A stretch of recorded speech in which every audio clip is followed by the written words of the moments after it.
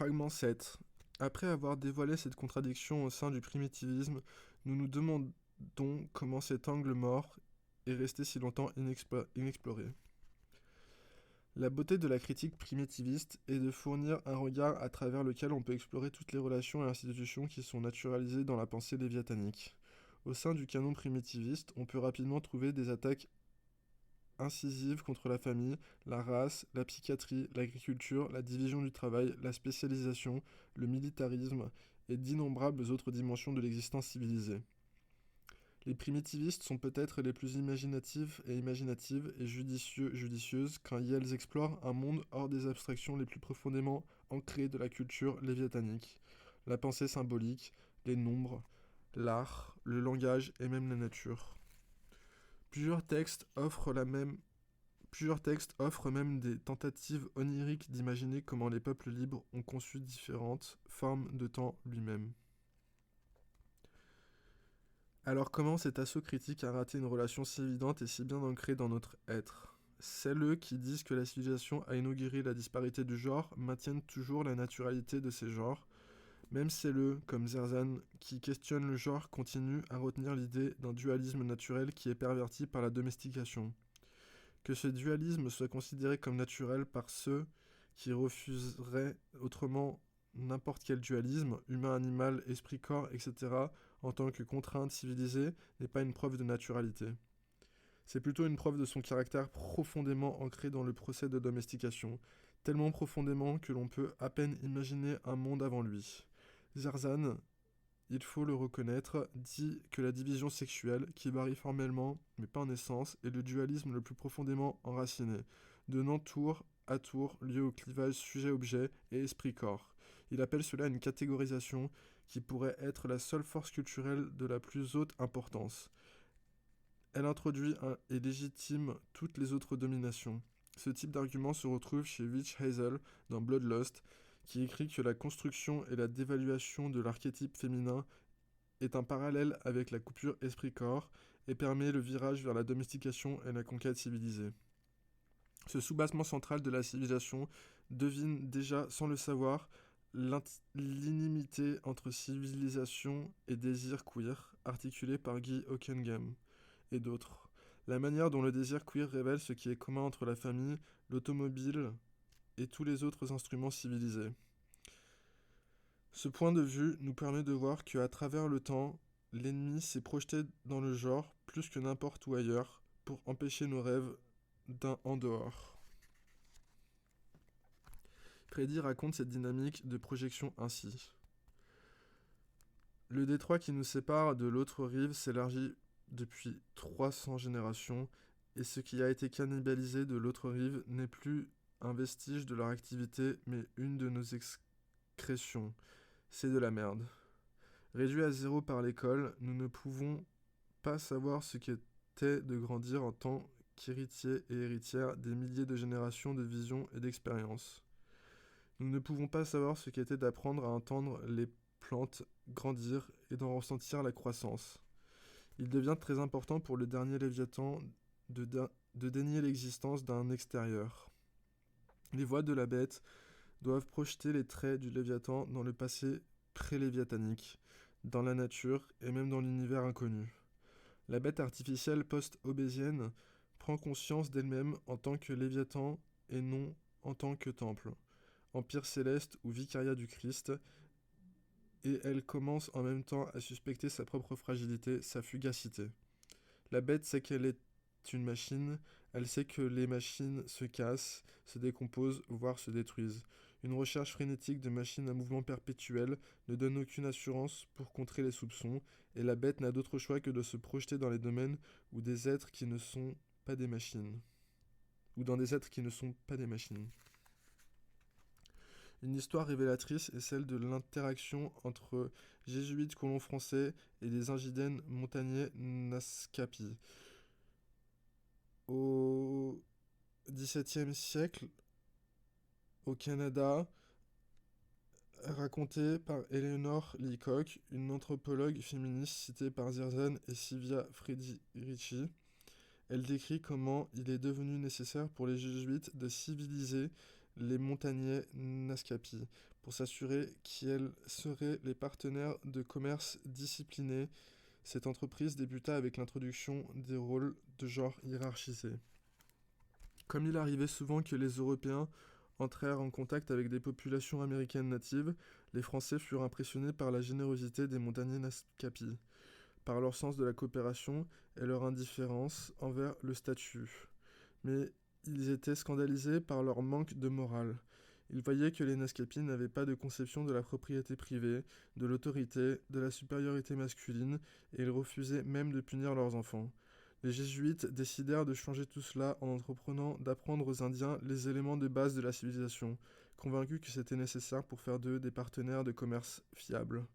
Dans cet esprit, ils leur enseignèrent d'abord que l'homme est le maître, qu'en France les femmes ne dirigent pas leur mari, et que faire la cour la nuit, divorcer, selon le bon vouloir d'un des partenaires, et la liberté sexuelle pour les épouses avant et après le mariage devrait être interdit. Les jésuites réussirent à convaincre les nouveaux chefs désignés de la tribu d'implémenter l'autorité de l'homme sur la femme. Plusieurs femmes Naskapi fuirent cette nouvelle et offensante contrainte, poussant alors les hommes, sous l'encouragement des jésuites, à les poursuivre et à les menacer de les battre ou de les emprisonner pour leur désobéissance. Le journal d'un missionnaire jésuite inclut fièrement un compte-rendu de l'incident. De tels actes de justice ne causent aucune surprise en France, parce qu'il est habituel là-bas de procéder d'une telle manière. Mais parmi ces gens, où tout le monde se considère depuis la naissance comme aussi libre que les animaux sauvages qui errent dans leurs grandes forêts, c'est une merveille, ou plutôt un miracle, de voir un ordre péremptoire obéi, ou n'importe quel acte de sévérité ou de justice accompli. Une autre histoire intéressante est racontée dans un bref passage du journal Species Traiter à propos de l'homosexualité de la civilisation. Hors de la civilisation. Le passage a l'humilité de reconnaître que même si nous pouvons accuser l'homophobie universelle d'être spécifique à la société moderne, nous ne connaissons que peu de choses à propos des vastes et divergentes pratiques sexuelles de la majorité des cultures qui ont peuplé la Terre. Le passage se poursuit en citant un exemple de deux anthropologues, vivant parmi le peuple Huaorani, dans une région, l'Amazonie, qui est maintenant l'Équateur. Les deux anthropologues furent témoins d'une étreinte intime entre les deux hommes Huaorani. Quand les deux hommes Huaorani virent qu'ils étaient observés, l'un murmura calmement à l'autre Kobudi. Après qu'ils se regardèrent avec embarras, les anthropologues et partirent. Kobudi signifie étranger. Ces deux histoires illustrent succinctement le rôle réellement partisan joué par ceux qui opèrent sous leurs apparats de l'objectivité et de la neutralité. Les journaux d'innombrables missionnaires, explorateurs et anthropologues montrent que leurs comptes rendus sont teintés de leurs attitudes civilisées à l'égard du genre et de la sexualité, mais aussi que l'une de leurs premières opérations est de forcer ceux qu'ils étudient à les adopter. Dans Witchcraft and the Gay Counterculture, Arthur Evans en pointe plusieurs, y compris un exemple plutôt humoristique du dégoût de l'historien grec Diodorus Siculus face au comportement d'hommes celtes durant le 1er siècle avant Jésus-Christ. Même s'ils ont de belles femmes, ils prêtent peu d'attention à elles, mais sont réellement fous de sexe entre hommes. Ils sont accoutumés à dormir sur le sol sur des peaux d'animaux et à s'y rouler avec des partenaires hommes des deux côtés. Sans se soucier de leur propre dignité, ils abandonnent sans scrupule la fleur de leur corps aux autres. Et la chose la plus incroyable est qu'ils ne pensent pas que cela est honteux. Tout cela montre le grand défaut de l'anthropologie en ce qui concerne la question du genre. Comme l'existence et l'universalité des catégories genrées sont considérées comme acquises, leurs comptes rendus et souvent leurs actions auront toujours pour fonction de décréter une violence contre un large pan de l'existence humaine, de l'expérience humaine, la coupant de tout son contexte et la retranscrivant comme une expérience amputée et genrée. Cela ne veut pas dire que l'on ne doit pas lire ces histoires. Cela nous apprend plutôt comment les lire. Si l'on peut glaner quoi que ce soit d'intéressant d'elles, c'est en lisant ces scientifiques comme l'on devrait lire n'importe quel ennemi, de manière critique, et en portant attention aux secrets cachés entre les lignes. Et même quand on peut distiller ceci ou cela, on a seulement une histoire d'une culture à un certain moment. Universaliser ces histoires comme des représentations et des vérités à propos de toute l'humanité, comme cela est souvent fait par l'anthropologie primitiviste. C'est fausser notre compréhension et effacer une infinité d'autres possibilités d'histoires de peuples situés au-delà des pièges de la civilisation. C'est une adoration pour cette infinité qui place notre enquête hors du cadre scientifique. La science, après tout, n'est qu'un mythe parmi de nombreux autres. Il est différent seulement en ce qu'il refuse toutes les histoires autres que la sienne. Certains interprètent ces histoires comme le signe que le patriarcat est l'un des premiers piliers de la civilisation à émerger de la domestication. D'autres y glanent que la division du genre est la première dualité qui rend la domestication possible. Ces deux versions évitent une troisième possibilité, le genre et la domestication. Les deux phénomènes, supposément distincts, apparaissent comme se constituant mutuellement parce qu'ils sont un seul et même phénomène. Plus tôt, nous avons dit que la domestication est la capture des choses vivantes par quelque chose de non vivant. C'est aussi le procès par lequel la capture est internalisée par les êtres vivants qui sont alors modelés selon les rôles prédéterminés. La chose non vivante est immortelle et continue bien après que ses captifs et captives soient morts et mortes. Elle accumule constamment de nouvelles vies pour se reproduire. Le genre est précisément cette institution non vivante qui sépare les individus d'elles-mêmes et qui les reconstitue à travers des rôles prédéterminés. Le genre serait une coquille vide sans cette capture constante de nouveaux corps qui lui donnent à leur tour la vie. La première incursion de la civilisation dans la vie d'un nouveau-né n'est-elle pas toujours de déclarer son genre ? C'est la première séparation qui donne naissance à toutes les autres. Le genre est le code, cipher, à travers lequel Léviathan catégorise et comprend chaque être piégé dans ses entrailles. Toute une destinée d'expérience est inscrite sur le corps à partir de lui.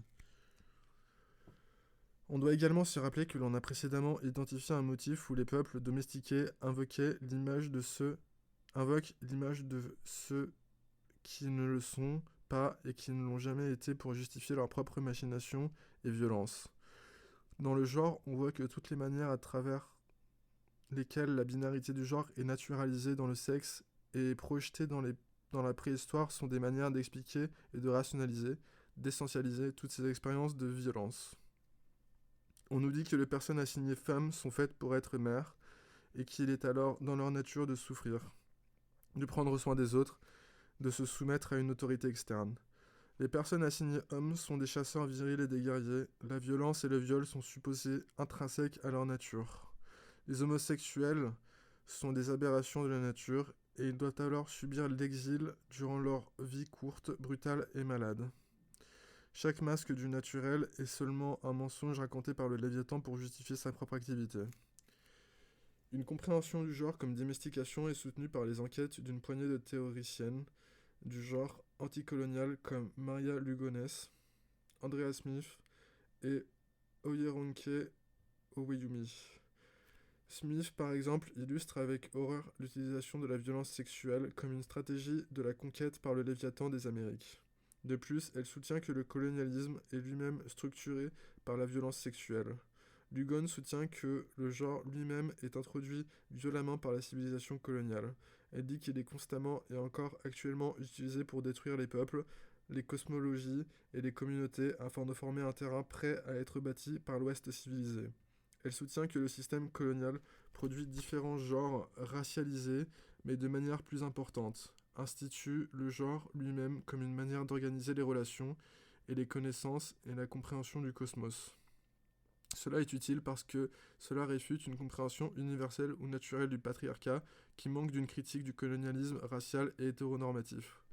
À la place, son argument nous aide à décrire le genre comme quelque chose qui se répand au ravage et détruit. Elle décrit ce procès comme le système de genre colonial moderne. Ce système cause la naturalisation de la binarité sexuelle, la démonisation de l'autre hermaphrodite et racial, ainsi que la violente éradication de tout ce qui persiste hors de la civilisation. Les troisièmes genres, l'homosexualité, les savoirs gynocentriques, l'existence non-genrée, etc. Oyeronke Oyewumi, dans The Invention of Women, décrit comment le genre n'était pas un principe organisateur dans la société Yoruba avant la colonisation.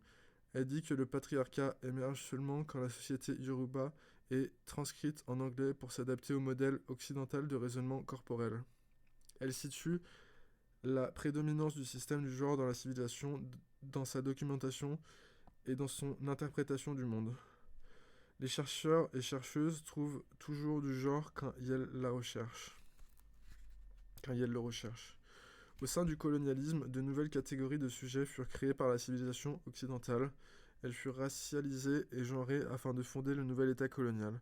Ce processus de création est composé de plusieurs opérations: l'introduction et l'ancrage des rôles genrés, l'imposition de dieux masculins, la formation de gouvernements coloniaux patriarcaux, l'éloignement des gens de leurs moyens traditionnels de subsistance et l'institution violente de la famille. Ces opérations servent de refondation genrée de la vie tribale et de la spiritualité. Cela fait plus que créer la catégorie victimisée des femmes, cela construit les hommes comme des collaborateurs dans la domestication. Lugons cite la stratégie anglaise d'amener des hommes indigènes dans les écoles anglaises où ils pouvaient apprendre les manières du genre civilisé. Ces hommes travailleraient ensuite avec l'État colonial pour priver les femmes de leur pouvoir de déclarer la guerre, de porter des armes et de déterminer leurs propres relations. Elle cite également la stratégie espagnole de criminaliser la sodomie dans les populations colonisées, qui s'entremêlent avec la haine raciale des Maures et d'autres peuples primitifs. Ces théoriciennes emploient les histoires et les exemples de troisième genre, non pas comme une description littérale d'un système à trois genres, mais plutôt comme un élément de substitution pour se référer à l'éventail infini de possibilités corporelles qui existent hors du système colonial. Elles soutiennent que la domestication a dû être imposée à travers le genre pour désintégrer toutes les relations, rituels et moyens de survie communs et libres. Et alors que l'idéal civilisé du genre racial est naturalisé, tout ce qui est hors de lui est une proie rêvée pour la capture, la domination et le remodelage. Le colonialisme lui-même et l'explorateur blanc redécouvrent en pillant les continents noirs et féminins, les forçant à se soumettre à lui et plantant les graines de la civilisation. Depuis ce point de vue, on peut reconnaître tous les incidents de la violence genrée et raciale dans nos vies comme des répétitions de cette première capture.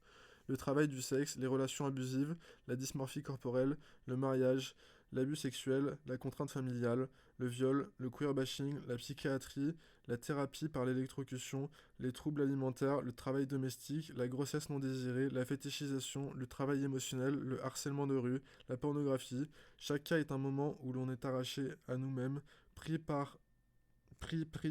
par un autre, capturé dans une répétition brutale de la première rupture qui nous a dénié une vie vécue par nous et pour nous-mêmes. Dans ce schéma, l'assimilation et la médicalisation des personnes queer et transgenres peut être comprise comme une recapture du corps rebelle. Le meurtre policier et le vigilantisme raciste peuvent de la même manière être compris comme des fonctions de cette capture. Il est à noter ici que comprendre le genre comme domestication est crucialement différent de comprendre le patriarcat en tant que conséquence de la domestication. En ce qui est le premier est une échappatoire au piège de l'essentialisme. Rien de ce que l'on a mentionné précédemment n'est limité à un sujet du monde genré. Le viol, par exemple, n'est pas seulement l'expérience des femmes, comme cela est souvent déclaré par les régurgitations variées de la seconde vague féministe, mais est une expérience affreusement largement répandue à travers des personnes de tous les genres. L'assertion que toute forme de violence genrée est propriété exclusive d'une catégorie de personnes pourrait être risible s'il n'y avait pas une litanie d'horreurs qui servent à la réfuter. Plus sinistrement, ce type d'assertion essentialiste obscurit et couvre de honte celles qui expérimentent toute une variété de violences genrées. Situer le genre comme domestication est une manière de comprendre la violence genrée hors du cadre essentialiste et blanc. Sans cette compréhension, toutes les théories qui attribuent une dimension naturelle au sexe, genre de l'écoféminisme au féminisme marxiste, sont structurellement incapables de rendre compte de la violence, de la capture et de l'exclusion expérimentée par quiconque dévie de la binarité, du genre ou de la matrice hétérosexuelle. Ces idéologies s'entendront pour prendre en compte les personnes queer et trans, mais elles ne vont jamais altérer la structure de leur théorie. Cela n'équivaut pas à grand-chose de plus que les politiques libérales d'inclusion. Si cependant on comprend le genre comme quelque chose qui nous capture plutôt que comme quelque chose de naturel en nous, quelque chose extrait de notre existence biologique, on peut commencer à analyser toutes les méthodes de domination expérimentées par les personnes queer ou transgenres. La brutalité et l'exclusion peuvent être vues comme les méthodes de contrôle par lesquelles les individus restent capturés. L'assimilation et l'exploitation représentent une capture plus sophistiquée. De là, je peux voir ce qui relie les garçons qui m'appelaient PD, fagotte quand j'étais ado, et les hommes gays qui me paieraient pour du sexe quelques années plus tard. Tout à propos du refus du genre découle de cela la critique de l'identité, de l'assimilation, de la médicalisation ou de n'importe quelle technique du soi prend son sens une fois qu'elle est placée dans ce continuum.